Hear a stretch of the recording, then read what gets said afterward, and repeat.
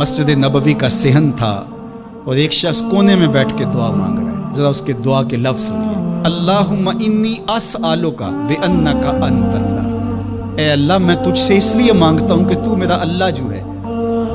ذرا غور کیجیے. میرے والد گرامی فرماتے تھے کہ بیٹا باپ سے کہے کہ ابا جی میں آپ سے اس لیے مانگ رہا ہوں کہ آپ میرے ابو جو ہیں، تو باپ کو اپنا وجود بیچ کے بھی دینا پڑا تو اس کی ڈیمانڈ پوری کرے گا.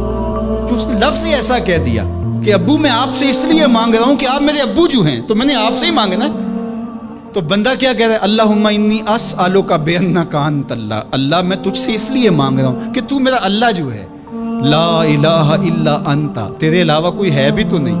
انت الاحد الصمد الذی لم یلد ولم یولد. تو ایک ہی ہے، واحد ہے، اور کوئی ہے ہی نہیں جس در پہ جاؤں. کوئی چوکھٹ نہیں ہے جہاں دامن پساروں، کوئی دہلیز ہی نہیں ہے جہاں جھولی پھیلاؤں. تو بے نیاز ہے اور تجھے نہ کسی نے جنم دیا اور نہ تو نے کسی کو جنم دیا. مالک میں تیرے حضور دعا کر رہا ہوں. یہ وہ دعا کر رہا تھا کہ میرے حضور نے سن لی. تو ایک صحابی کو فرمایا کہ یہ جو دعا کر رہا اب جو مانگے گا اللہ عطا کرے گا. اس نے مانگا ہی اس ڈھب سے ہے، اس ڈھب سے ہے.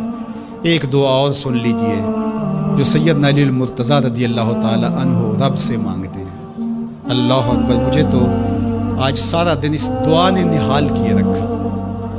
یہ دعا مانگتے ہیں تو عجیب کیفیت ہوتی ہے. یا سریع الرضا اغفر لمن لا یملک الا الدعاء.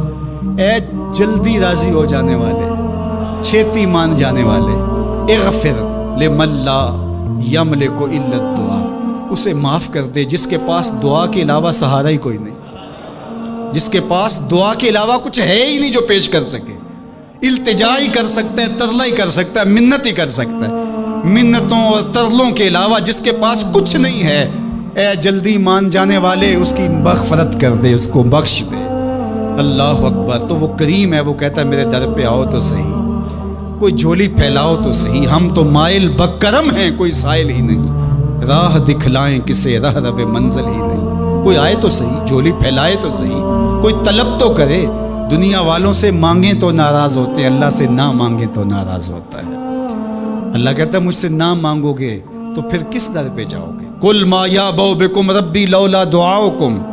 اگر تم نہیں مانگو گے تو پھر وہ بھی پرواہ نہیں کرے گا. تم مانگتے رہو گے، جھولی پھیلاتے رہو گے، وہ اپنی رحمتیں تمہارے دامن میں ڈالتا رہے گا. اس کے خزانوں میں کوئی کمی نہیں آتی.